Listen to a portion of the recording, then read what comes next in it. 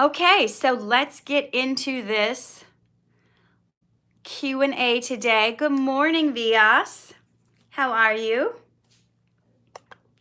Who else is joining us today? Hi there. We've got Lily, we've got Enderman, we've got Jarell, Laura. Good morning or evening or afternoon. Syrinkian, Jessica, Orly. Hey, Angela. Sana. We've got Nature Creature. Eureka. Did I say that right? Sri. Is that right? S-R-I. Is that how you say Sri? Forgive me if I did not say your name right. Okay, yes, Sri. That's much easier. Thank you. Okay, Enderman is saying, let's have fun today. Lily had a rough week. Do I know that user? I'm not sure if I know that user, Santa. So, you guys, tell me what's been up for you this week. Oh, thank you. Thank you, Santa. Oh, that's right. Enderman wanted us to do a guessing game this week. Brittany got out of bed. Brittany, it's like 10 a.m. where you live. I guess people like to sleep in on weekends. So thank you for getting out of bed for me. I know some of you should be in bed and stayed up late for me because it's, I don't know, it's like midnight in the Philippines. So some of you guys are, it's all hours of the night. I'm honored that you would want to spend some time with me on a Sunday. So, Enderman, I don't think you told me what the guessing game was that you wanted me to do. Oh, insomnia. I get it. I used to have that. Yikes. Am I watching the Paralympics? No, I'm not. I only watched a little bit of the other Olympics just because I was in a restaurant and it was on TV. Otherwise, I missed it. Otherwise, I missed it this year. Okay, Lily's saying she's going to get abs for next summer.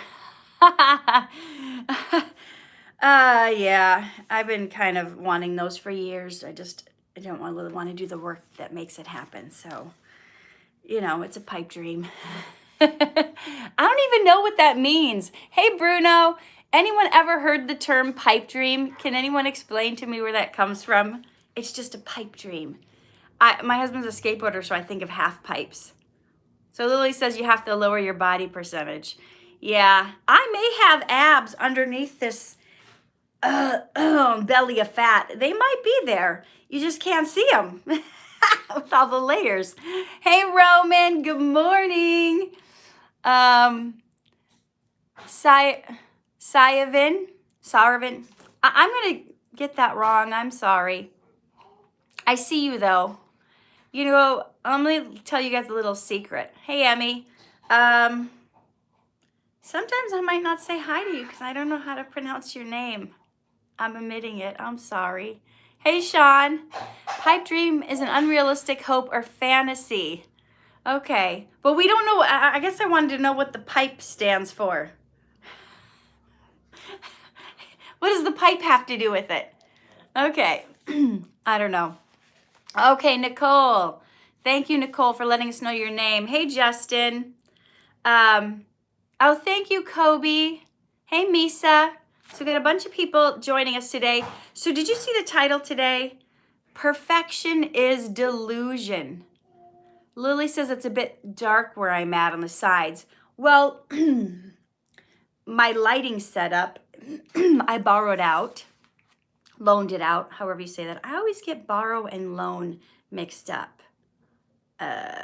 So anyway, the guy that does my sound for my online course that I've been shooting for a year, I'm shooting the last, be proud of me, guys. I'm shooting the last lesson for level 1 tomorrow.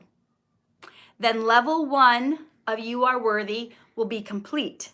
Now, some of you have pre-ordered the entire course. That's including level 1 and level 2. The goal is to get level 1 out by end of September or beginning of October. I think October 2nd is what I'm aiming for level 1. And then level 2, I have a few things left to shoot, and it's going to be, it takes a few months to edit. So I'm aiming to get level 2 out in January, Lord willing. I've been working on this course, guys, for like 3 years. It was like 2 years to write it, and then a year of filming and editing. This is no joke. I was beating myself up going, what is my problem? Why is this taking so long? But a feature film takes a year to 2 years to make and edit. My feature film took like 4 years, and that's only like an hour and a half or 2-hour movie. Just the first half of You Are Worthy is more than double that. It's more than 4 hours. Okay, Captain. Okay, so they said they love my book. It was so inspirational. Well, you know what? I just happened to be reading from it today. Erica, do you know the Philippines? I know some people in the Philippines. I've never been there though. So I wanted to read a passage from this book, Poetic Prescriptions for Eternal Youth. I've read out of it once before on a live. And there was one that I was thinking about because I know I've heard from a lot of you guys and a lot of you gals mostly. The guys don't really admit it. Some guys write me and say I'm ugly, the girls don't want to date me, that kind of stuff. But I mostly hear it from you ladies. So this one is for you, but it does apply to everyone because you can apply it to things that have nothing to do with your looks. So, yes, we're talking about perfection. And my title today is Perfection is Delusion. You are deluded if you think you can be perfect. It's a delusion. It's a apparition. It's like not possible. And some of us spend so many waking hours of our lives upset about what this earth suit looks like, upset about what the number on the scale says, upset about a little line or wrinkle here or there, or upset of our skin tone, whatever it is, except that our hair is straight and not curly, or curly and not straight, whatever it is. So I wrote this poem in my book, Poetic Prescriptions for Eternal Youth. And if you guys want a copy of this, just go to poeticprescriptions.com/free book. Okay. Oh, thank you, Emmy. And then I will get to your questions. But I wanted to talk on this topic first. Okay. Perfection is delusion. You, as you are, can have it all without fixin' or fakin'. Okay. You don't have to fix anything, and you don't have to fake being something you're not. But check your motives. It depends on what you put your stake in. When you gaze in the looking glass, displeased with what you see, disformity is not truly there. Thank you, Elena. Thank you for the gift. Disformity is not truly there. It's just what you perceive. Guys, do you know that when you look in the mirror and you think you got all these things wrong with you, that is just your perception. Hey, CJ, that does not make it the truth. Just because you don't like what you see and you think there's all these things wrong with it, that doesn't make it the truth. Listen, I used to have body dysmorphia. I used to hate the way I looked. I could literally bring myself to tears just by looking in the mirror. And I remember I was at my doctor one day, my natural doctor, this lovely African-American gentleman who makes herbs, and he's actually the one who got me to go vegan 17 years ago for my health. Anyway, I'm sitting there complaining about what I look like, and this was like 13, 14, 15 years ago, complaining that I don't look like all the other beautiful women in Hollywood. I was like they're all like Barbie dolls, and I was getting all upset. I'm never gonna look like a Barbie doll, and he just gave me this look.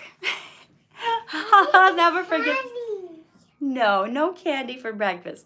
He just gave me this look, and he's like, what are you talking about?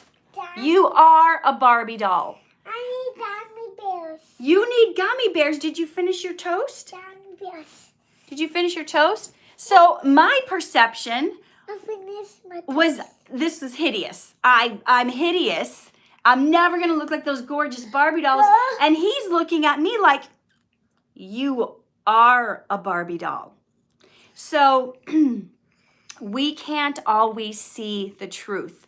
Say good morning, Elijah. We can't always see what other people see. People are saying hi to you. Okay. Okay. People are saying there's too much sugar in gummy bears, and you should have your toast. You should finish your toast first. So that, dysphoria is not truly there. It's just what you perceive. Someone whose name starts with a D just asked me if my eyes were real. Yes, they are. I was born that way. Are we singing a song right now? No. It sounded like we're stopping to sing a song. Are we singing a song? No. Oh, okay. I need gummy bears. No gummy bear. Did you finish your? You do smell like garlic. You must have finished your garlic toast. Okay, so let me move on to the next stanza. Okay. God thinks you are beautiful. Well, how am I going to compete with you? You're too cute, and you're talking, and no one's going to listen to me. Okay. Timmy, can you get your brother a snack? Go ask Timmy for help, okay? Okay, let's continue. God thinks you're beautiful. He'd say breath-giving in my sight. Yes, I used breath-giving instead of breathtaking because God only brings a positive. It doesn't matter if they say you're stuffy and uptight, like hairs found wound your fretting head. He knows the lines on your face, and he would say, be unashamed, for you are saved by grace. So even if truckloads were applied of costly wrinkle cream, 1 ounce of difference won't be made in accomplishing your dreams. Guys, your dream is not dependent on what you look like. Okay, caveat. If you're trying to be a model, it might be. But how many of you guys on this line are really pursuing being a model? For 99.9% of the world, your looks won't make a difference in going after your calling and your dream.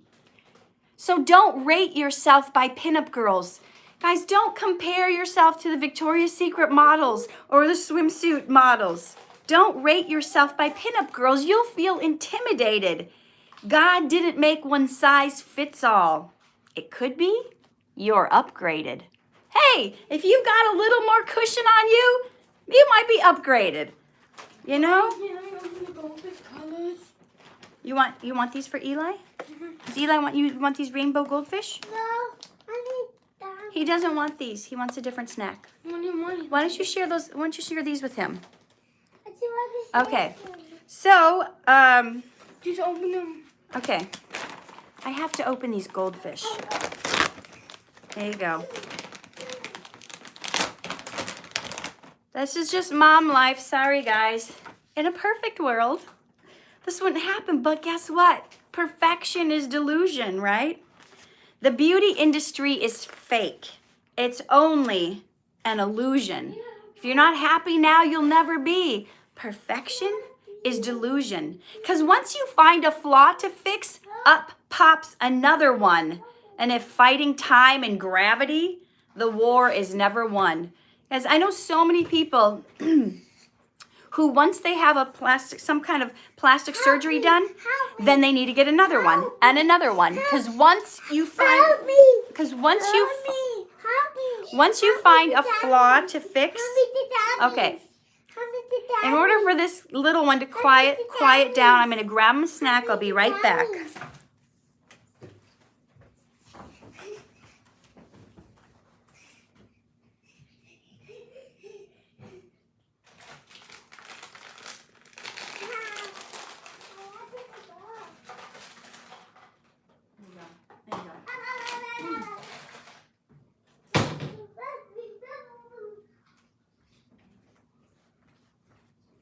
All right, sorry for that distraction. But the point is, once you fix something, then you start seeing all these other things wrong. Once you get, it can even be simple stuff. Like once you start shaving your legs, then you realize you want to start coloring your hair. Then you realize, well, maybe I need eyelash extensions. And then you realize, well, maybe I need laser hair removal. It's like this never-ending cycle. We become obsessed with losing weight. You're so convinced you've gotta. You can't fit into designer clothes, yet all handbags are Prada. Yet God's designed a better dress, clothing us with righteousness. These luxury labels leave us less and will not make us blessed. And why deprive and starve yourself of tasty food to eat? Enjoy your life. Eat, drink, be glad. You're not meant to compete. Who are you guys competing with? Half the time, more than half the time, people don't even know we're in a competition. You know, there's people might be competing with you right now that you don't even know. You may have people you work with that are saying, man, I wish I was as slim as that person, or I wish I was as muscular as that person. I wish I had clear skin like that person. There's people that are comparing themselves to you right now while you're comparing yourselves to somebody else. Here's why you don't need to compete. Because the good God's got for you is meant for you alone. No one can take it from your grasp, not even Barbie's clone. That was my thing. I was like, oh, these Barbie dolls are going to get the acting roles and I'm not. But what God's got for you is meant for you alone. Nobody can take it from you. I know they judge you by your size. Can't be above an 8. Wear double digits, then they eye what you put on your plate. Sometimes people are like that. If you're above a certain size, they're like, oh, what is she eating? What is she, or honestly, if you're even smaller, people are like, oh, what is she eating? How does she stay so slim? What is she doing? Is she not eating enough? Whatever it is, people are judging you. People are always going to judge you. They do that for men too. You see someone who's like muscles or ripped, you're like, what is he eating? How did he get those muscles? Is he like on an all-protein diet? But we're not made from cookie molds. God made us all unique. What makes you special and stands out, they say that you should tweak. I had to do that. I had to tweak stuff. I lost jobs for not being slim enough. I had casting directors and directors all throughout my film career saying I couldn't have 2 different colored eyes and I had to go buy contacts to make my eyes match. And I even have a bunch of headshots. You know, we have these 8x10 headshots we used to have to bring when we would go to an audition. I got a bunch of headshots where my eyes match because I had to go get colored contacts and I had to make them match because my own manager told me I was a Barnum and Bailey circus freak and people would freak out when they saw my natural eyes. So I had to hide it. What makes you special and stands out, they say that you should tweak. Here's the thing. The devil wants your focus fixed on all the lot you're not. He wants you focusing on where you don't measure up. The devil wants all your thoughts all day, every day, to be on the places where he's telling you, you're not good enough. You don't measure up. That's not going to work out for you. To see you fail, he'll show your flaws. Don't listen to his plot. Don't listen to him. Anytime you start to feel bad about yourself for not being something, having something, doing something, looking like something, whatever it is, achieving something, you got to know it's a plot from the enemy to get you down, to get you to feel bad, to get you to give up on life. But we are not ignorant of his devices, right? We know what he's doing. Remember this, above all else, you're made for God's good pleasure. And you are incomparable. He loves you beyond measure. He'd say, if you would only trust in me, then you would see that you've no need to be aware of them, those haters, but only of me. Together we'll accomplish all that's in your heart to do. I say that you can have your cake and actually eat it too. The superficial matters not. Yes, most can be ignored. We can have our heart's desires if we first seek the Lord. That is Perfection is Delusion from Poetic Prescriptions for Eternal Youth. We can have our heart's desires if we first seek the Lord. Okay, we know that from Matthew, is it 11:33? Well, we know it from the book of Matthew. Seek first the kingdom of God and his righteousness, and then all these things shall be added unto you. How many times do we go through life trying to get the thing, trying to get the thing, trying to get the thing, and God is saying, come to me. I know how to get that thing. I actually know the shortcut on how to get that thing. So if you come to me, you delight yourself in me, I will give you the desires of your heart. That's what Proverbs says, right? In the Old Testament, I will show you how to get that thing. I know the shortcut. I know where it is. You don't have to do all those things that you think you need to do. You don't have to drive the BMW. You don't have to have six-pack abs. You don't have to have a hair a certain color. You don't have to have a skin tone a certain color. You don't have to have a certain amount of money in the bank. You don't have to do any of these things that the world might think you need to do. Okay, I'm ready for your questions. Don't compare yourself to others. If you do, you are only insulting yourself. Lao Tzu, am I saying that right? Do you think perfectionism is the key to success? Absolutely not. Perfectionism will stop you. It will stop you from getting your work out there. It will halt you in your place. You guys got to follow the 80% rule. I learned this from an investment guy. Once your work you think is 80% as good as you can get it, you put it out there. This is the guy that wrote the book, I think it's called The Laser Fund. He's got a company called Abundance. It's an investment company in Utah. Anyway, I have a couple investments through them, and the 80% rule will change everything. And I don't know if you guys follow Marie Forleo. Marie Forleo says if you're not embarrassed of the first thing you put out, then you put it out too late. Guys, we can take a note from huge companies who put stuff out before they're ready. iPhone, hello, the iPhone. So they put out the iPhone. It's not good. I mean, it's not perfect. It's got a lot of issues. What they do, you pay $1,000 for it. And then they get feedback from all the customers. This doesn't work. This doesn't work. We need this. Why isn't the screen larger? This app, this isn't working, blah, blah, blah. They take all your comments, they go and make the next version, and then they sell it to you again for $1,000. Here's the next version. And people buy it, and they get complaints. This is wrong, this is wrong, this is wrong. Thank you very much for the information. Now we know what to do, and now we'll make the next version. Here you go. You can buy it again for $1,000. Guys, Apple does this. Mac does this. Why do you think you have to put your work out when it's perfect? You put it out as 80% as good as you can get it. Then you get the feedback. Then you get the comments, and you're like, oh yeah, I'll do that next time. Guys, why do you think I put out a second edition of my last book? Because the version I put out 12 years ago, I look at it now and it's not that great. I mean, I got good feedback. People said it was life-changing, but I look at it and go, well, I'm a better poet now.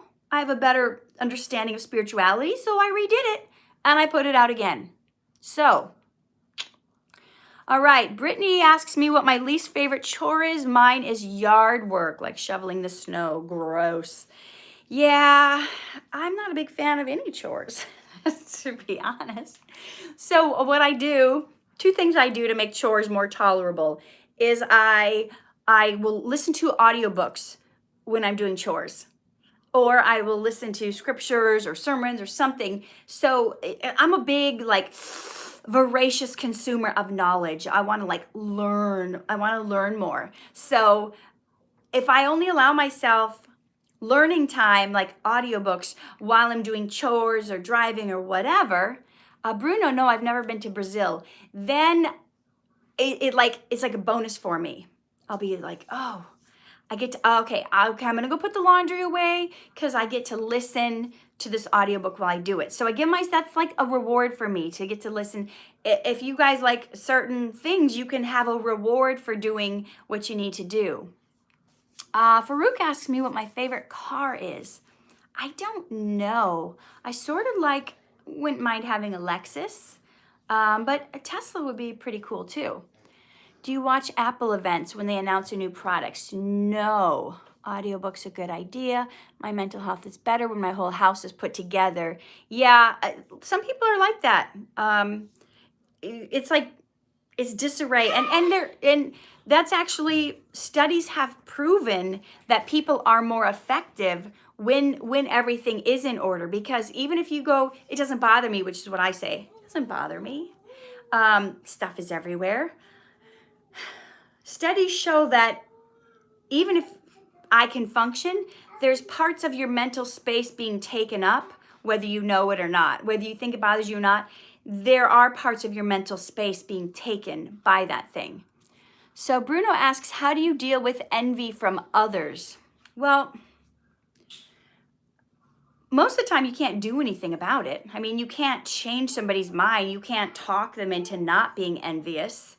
You know, if it's like if you're envious of someone who's got like a big fancy mansion and millions of dollars and doesn't have to work and has got like a hot girlfriend and a fancy car, if he says to you, you know, if you really want those kind of things and he says to you, don't be envious, man, this is not, you know, it's not all it's cracked up to be. I mean, would you believe him? He'd be like, yeah, right.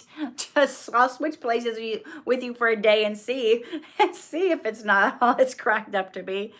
I mean, you can't get somebody not to be envious of you. And if somebody is envious or jealous of you, that's really kind of a dysfunction in them.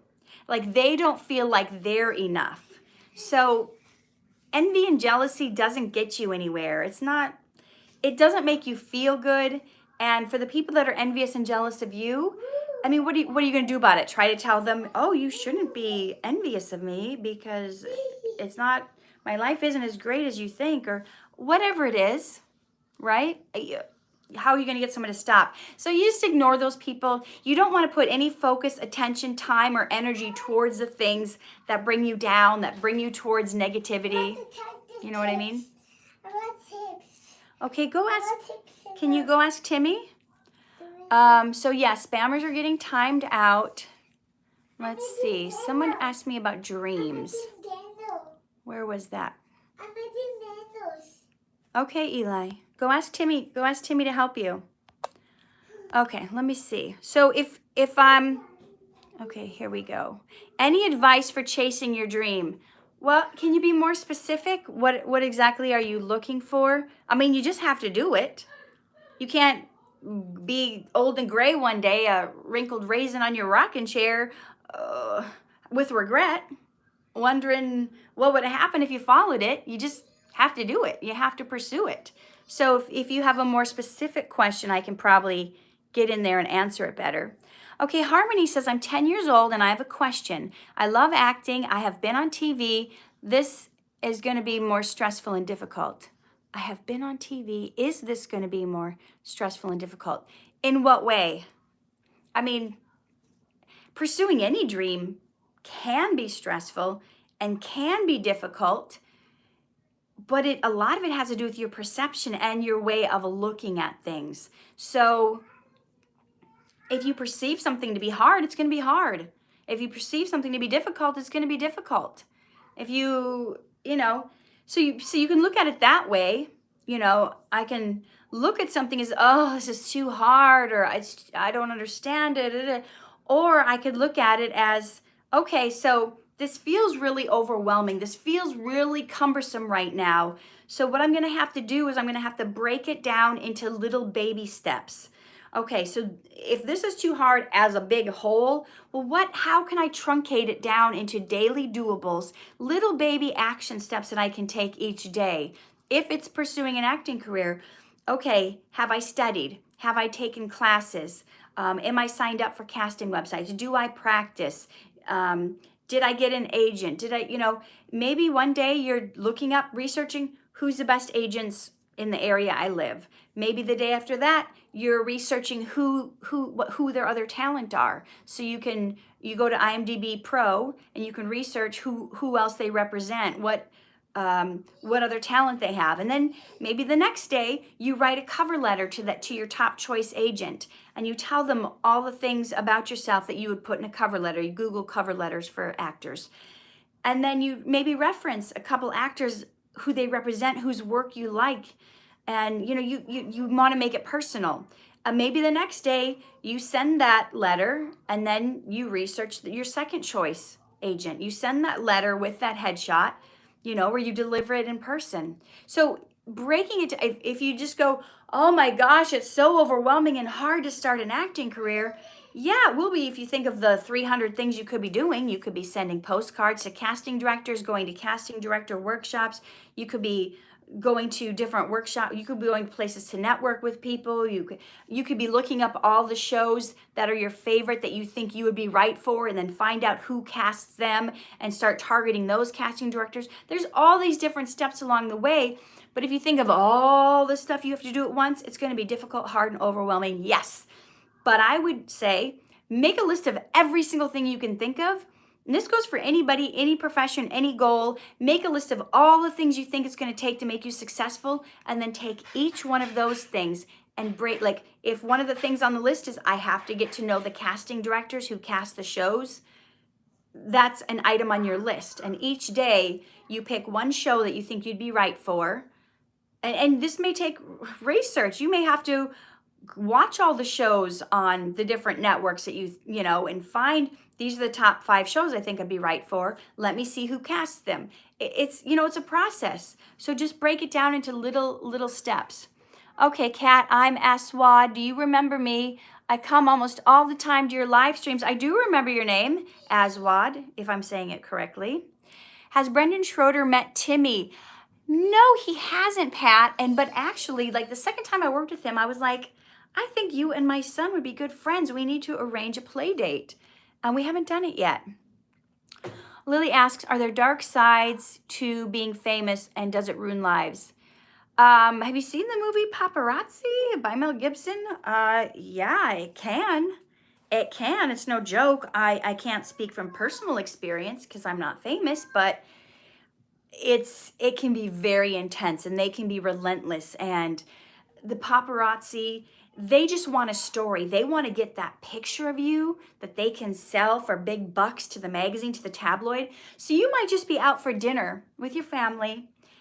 Everything's lovely, and you get outside and there's 10 paparazzi all snapping pictures of you.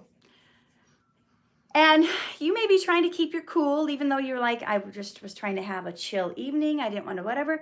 And they will incite you. I've written about this in my book, Hollywood Snapshots, which I hope to put out next year. But they will, I used to be a valet, and I saw this firsthand. Thank you, Elena. You're amazing. You're amazing. Not me, you're amazing. Everyone on this live is amazing. Can we just all clap for ourselves for being here when you could be sleeping? So I used to be a valet, and I used to park cars at fancy celebrity parties. And I remember this one time, I was parking, this was over 10 years ago, I was parking for Reese Witherspoon and who was her husband at the time? Ryan Felipe? Both very famous. And the paparazzi, they were hiding and they were waiting for, there was several parties I worked at where the paparazzi came back when I was parking for people for Grey's Anatomy, whatever. And sometimes they will incite you. They will do something to get you. This didn't happen at this particular event, but they will do something to get you all worked up, to get you riled, to get you angry, so they can snap a picture of you with an angry look on your face and make up some line. So let's say you're walking out with your spouse or whatever, and they're like, your mama is so fat, blah, they're telling your mama jokes, whatever. They're saying something nasty, and you're holding your cool, but then they get you. They say your kid is ugly or whatever. And you're like, you get so mad, they snap a picture of you while you're like, well, you got a look on your face. Next thing you know, the tabloid says, so-and-so famous person in a bitter divorce dispute with fighting over their kid, whatever. They'll make up some headline because they got a picture of you with a gross look on your face. So there have been people, I think Mel Gibson is one of them, who made the movie Paparazzi, and many others who've like just been so assaulted, like the paparazzi following them around. The party that I went to with that I was parking cars for Reese Witherspoon and Ryan Felipe, they had to rent a car just to go to this party because the paparazzi knows what their car looks like and what their license plate. They rented a car just to go to this party, but someone at the party, maybe a waitress or a server, tipped them off, called somebody and told the paparazzi, Reese Witherspoon's at this party right now. So that happened. So, you just have to, yes, that can be a downside to being famous. Okay, Radhika says, sorry for being late. Santa says, cute gifts. Katherine, you don't need to be modest. You're famous. You're the queen of Dharma. Okay, thank you. Thank you for calling me the queen, but honestly, it's all a big team. There's no kings or queens. I mean, you know what? Dar and Laura are the kings and queens. All right. Okay, so Ellie's asking advice from Angela. Okay, have you ever been recognized by paparazzi? No, I have not. They don't care about an internet star. Maybe, I don't know. Not yet. I'll say not yet. Okay. Do you ever feel pressure from your parents to do another career path? Yes. Well, like being a doctor, lawyer, engineer? No. They didn't give me that kind of pressure. They saw my grades in school. I don't think that was even a thought in their mind. My dad was like, can you just stay working at the factory? Have that secure job. Have a secure job. Acting is risky. No, they did not want me to be a doctor or a lawyer. Like, they saw my grades. What can I say?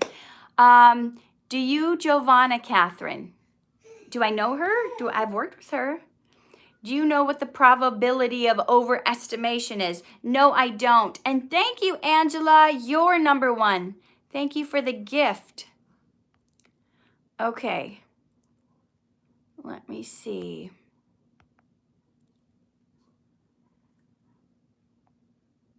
Okay. Colin is asking, what advice would you give to anyone who's struggling to come out as gay or bisexual? I'm not really sure how you would do that. I've never had to deal with that.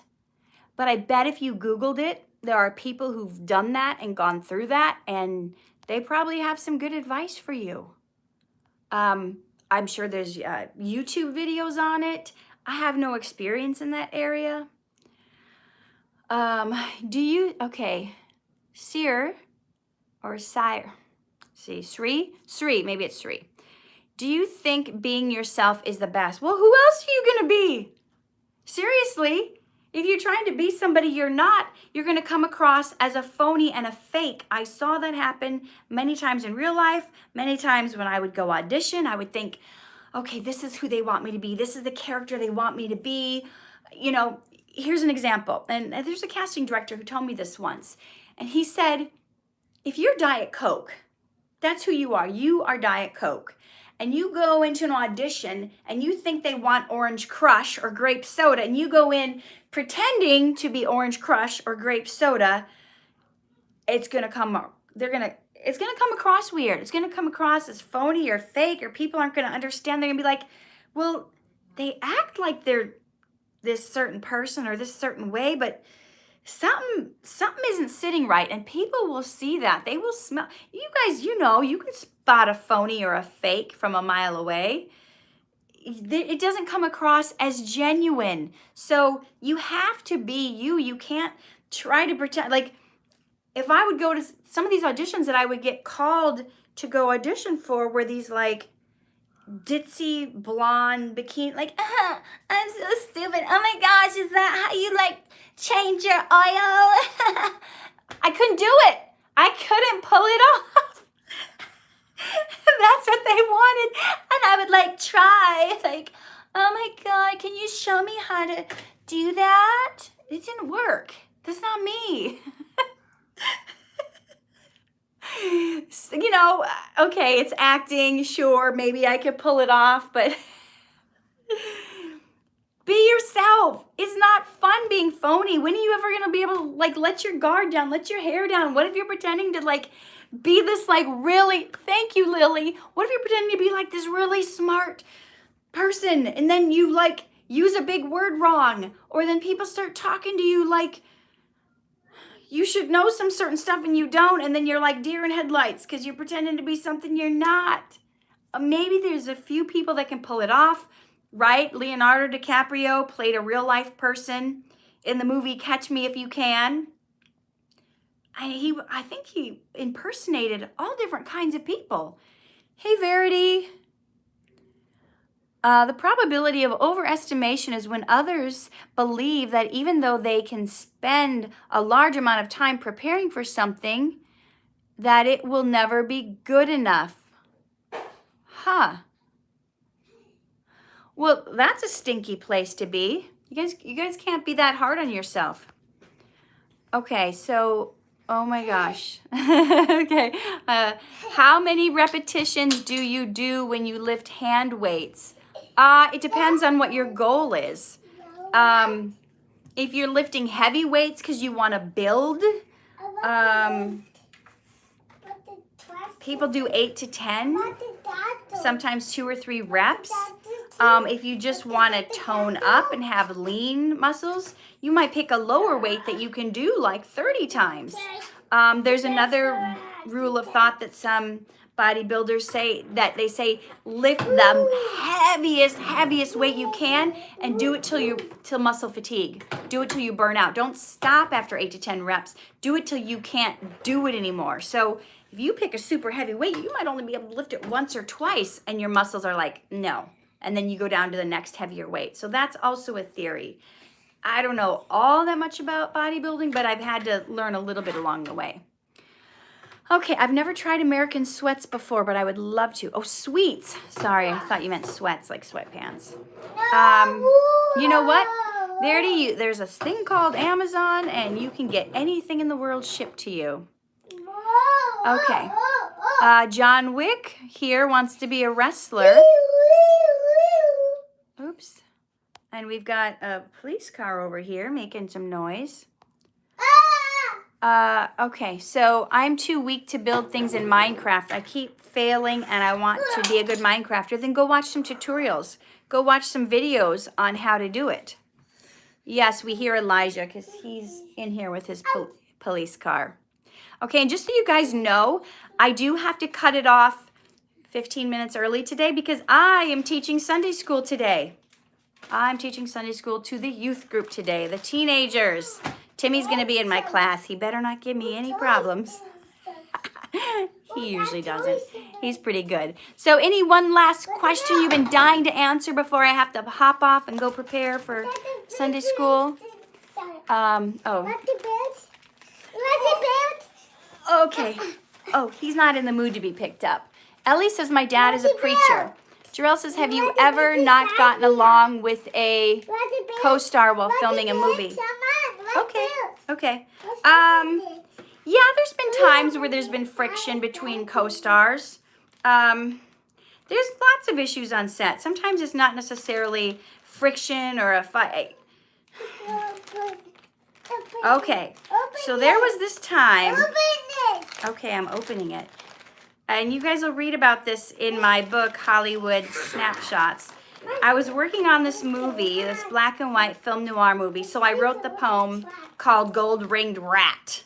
And I did it in like a 1940s kind of way. If you ever watch a 1940s movie, they have a certain cadence, a certain way they speak. And they talk about people like they're rats. And if I finish that poem, I will share it with you guys. So Gold Ring Rat was about this co-star of mine that was hitting on me the entire shoot. Just hitting on. I was married.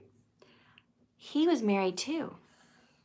He was a newlywed, as a matter of fact.